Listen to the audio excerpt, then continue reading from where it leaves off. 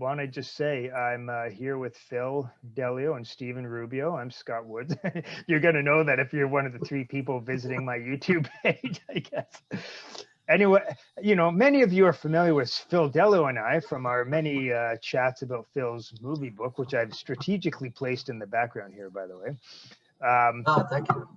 But Phil and I wanted to chat with Stephen Rubio, who we've known for many years in California. I'm sorry, I forget what city you're in California. Oh, Berkeley. Oh, it's Berkeley. It is Berkeley. For some reason, I thought it was somewhere else. Okay.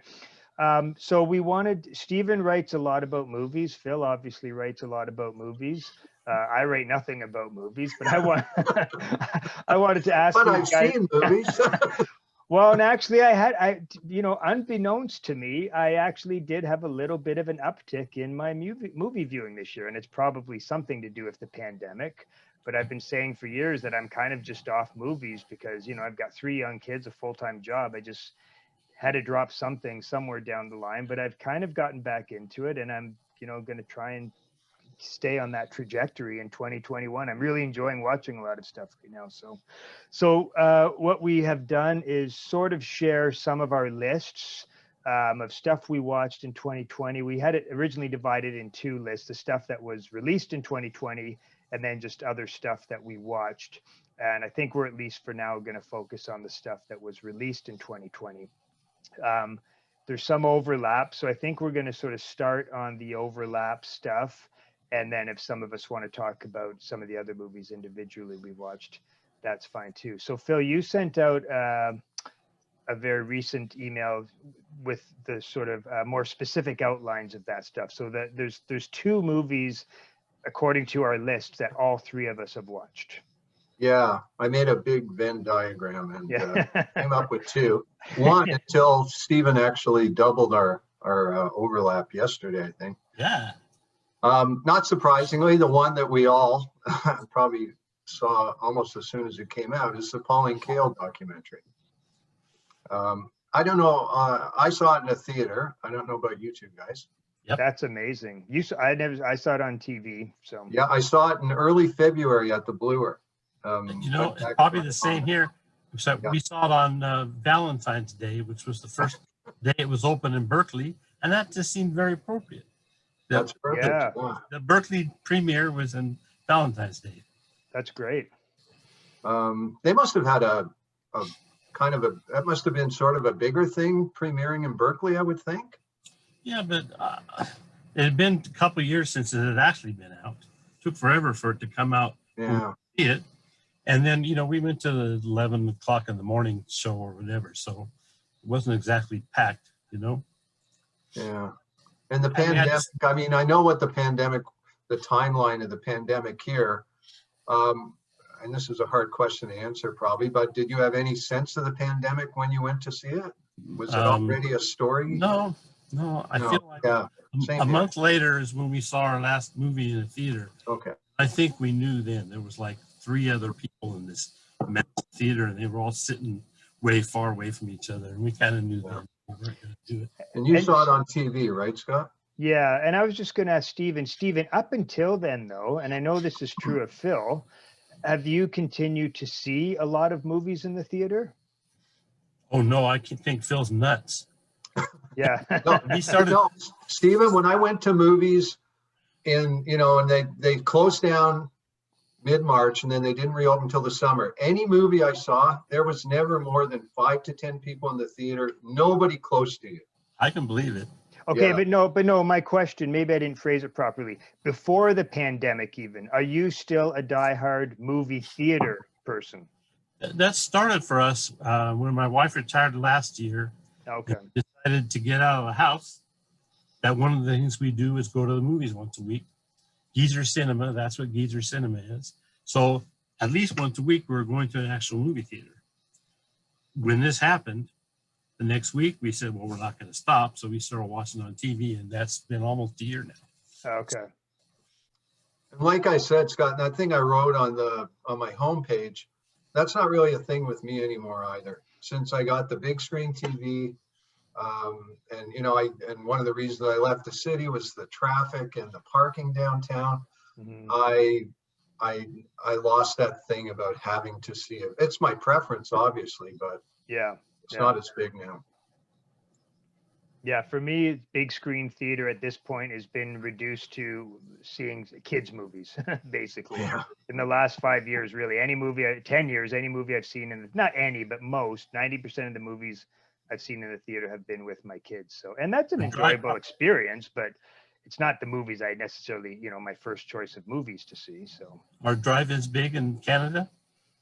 they're still in existence in the sort of outlying areas of Toronto. And I know a couple people who have been in recent years, but I haven't been in. Jackie and I went a few times, shortly after we got married, which is now 18 years ago, but probably not I probably haven't been for 15 years. So they made a comeback a bit during the pandemic. The Rep Theater I would go to in London, I think I mentioned to you, Scott, you remember the Highland, right? Yep. On Yep. The W Street. I forget it. Doesn't matter. I can't remember the street, but yeah. They converted their parking lot to a drive-in. Oh, really? So even when the main theater was shut down, they were showing real popcorn movies like Spielberg, Jurassic Park, and things like that. And I don't know how well they did, but they kept it going all the way through. So on to Kael. I want to start with something a little odd, actually, but I couldn't not bring this up to Stephen's attention particularly. There's a certain individual from Oakland, California, who occasionally has to send stuff in the mail to me. And when he does, he usually puts postcards in, which I always appreciate. But this was the latest one, and this is something I'd never heard of before. And I wonder, Stephen, if it's anything you're familiar with. It's on the back, it describes it. It's a one man or one person play about Pauline Kael, and it did play Does it tell you the Berkeley. name of the play? It's called Love in the Dark, and it looks like it played at the Ashby stage. Oh, you saw it, eh? So yes, it's I can't remember the name of the thing, but it's on Ashby. Ashby stage, it says, yeah. And it was very interesting, more for the audience. I mean, the play was okay.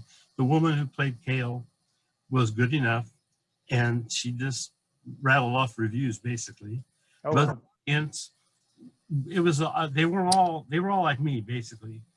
We were saying the lines before she got. They'd start something, and we'd go, "Oh, here it comes," and we all knew all the lines. The Rocky Horror Kael show. Yeah, it was kind of like that. And was it an attempt to sort of tell it in a coherent way, or was it just like sort of a almost like in a free association? I'm going to read some Kael reviews and not give you the. It's been a bit. It had a little plot, and somebody came out at one point to be an interviewer. I think it was. I'm not positive on that.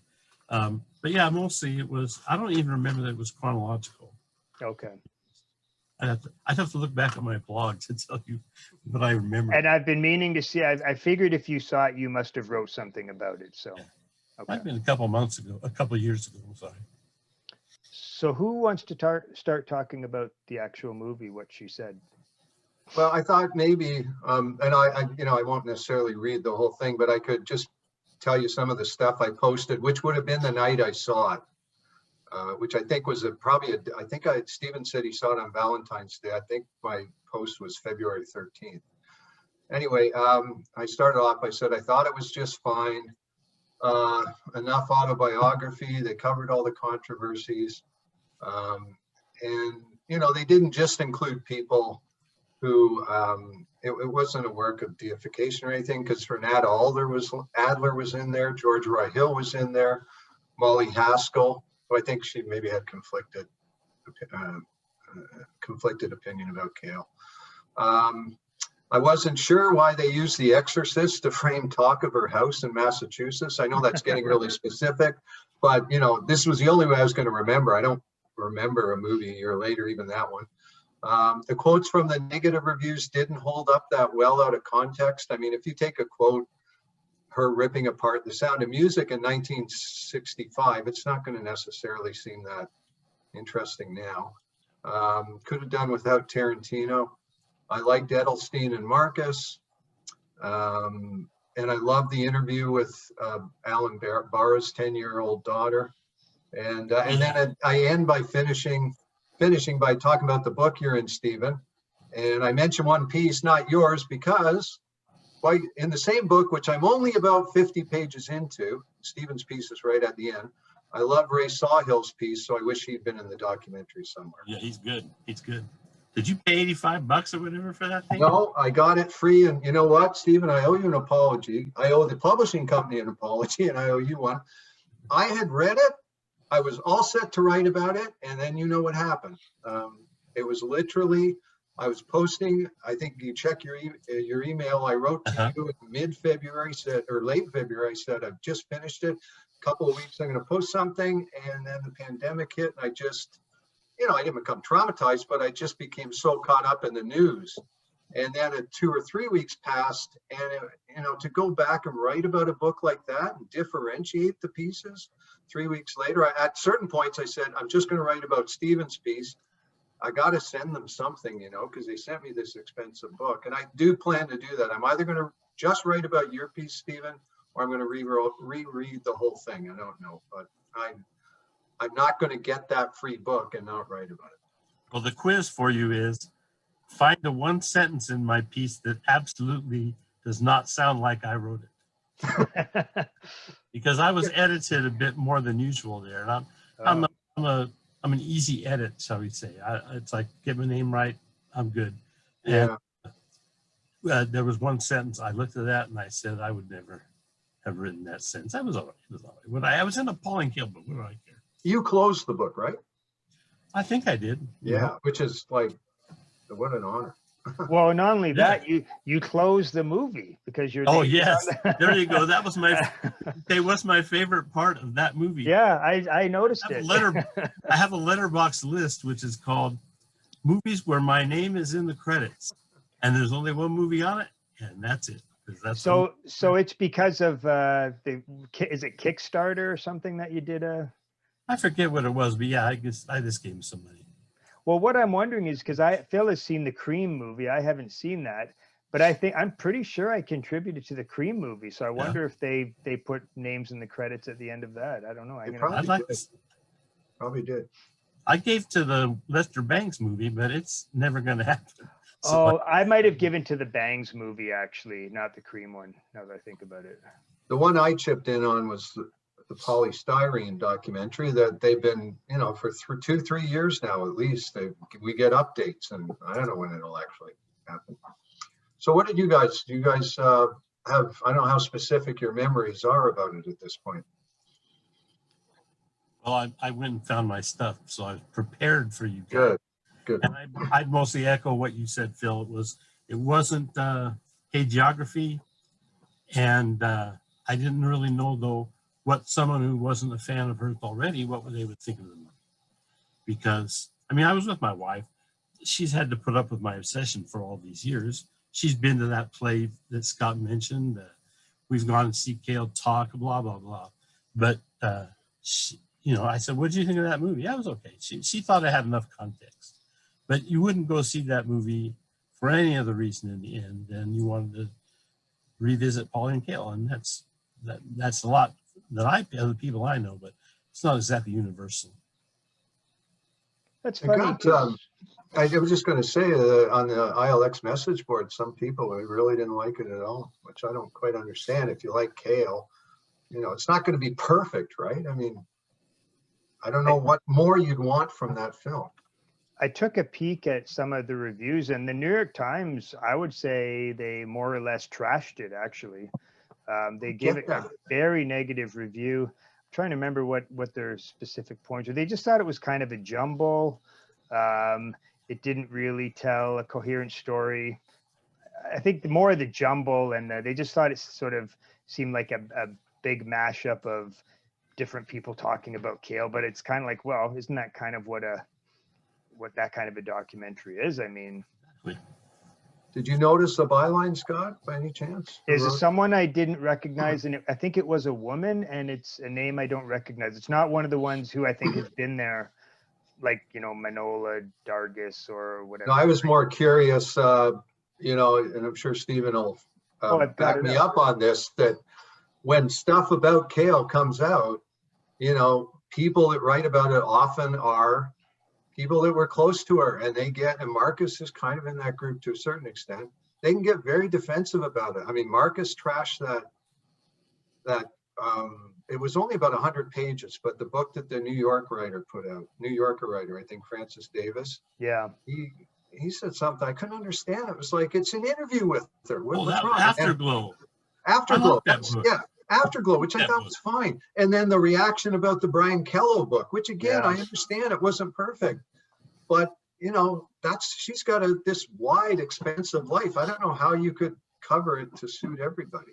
Well, what's interesting, so I just looked up, I had the review still up. It's someone I don't know, so I would have no idea where they fall in I mean, they sound like they're admiring in the review of Kael herself, but her name is Jeanette Katsoulis. But at the same time, I don't have it up still. I looked up, or I just came up through Google, the review by Owen Gleiberman, and he's a huge Kael fan. They were good friends. And he did love it, actually. He did love the movie. So Marcus was asked about it in an Ask Grill. It might have even been me who asked it. I can't remember. And he was mostly, he wasn't over the top about it. I think the thing Grill, he kind of like singles like little bits out that he likes and doesn't really say anything about the rest. But the thing he singled out as really liking was the footage inside her house in the 50s or whatever. Oh, yes. That was really quite good, actually, that stuff. So.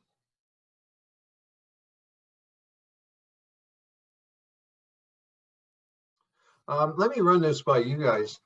I don't know if I ever talked about this with you, Scott, but my idea has always been that you could make a great, I guess I hate using this word, but biopic, Hollywood fictional biography of her, fictionalized biography of her. And this would be the masterstroke.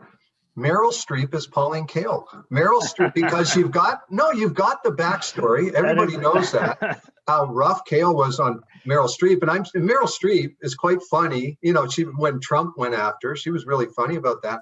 I think she'd be amazing in it. That is funny. You look at Kael's life, that would be perfect for that kind of film, because you've got all these controversies along the way. The Sound of Music controversy, the Last Tango in Paris controversy, the Nashville controversy, the Renata Adler, the Leaving for Hollywood. You've got all these stories along the way, and think of all the people. You work Wallace Shawn in there somehow, somewhere. Think of all the people and all the casting you could do. I think it'd be amazing. That's great. I thought you were going to say a movie sort of about Kael and Saris or something like that, but no, your idea. How could I forget that? That would be one of the huge parts of it, right? I don't know who'd play Andrew Saris, but there's just so much you could do with a film like that. Well, and someone like what's his name? The guy that the Rushmore guy who wrote the letters. Wes Anderson. Although I don't know if I want to keep seeing shots of Pauline Kael, in the middle of the screen with sort of 8 books on each side. Sorry, Stephen, I interrupted you there. Oh, I was just going to say that for me, the Kael movie of the year was Mank.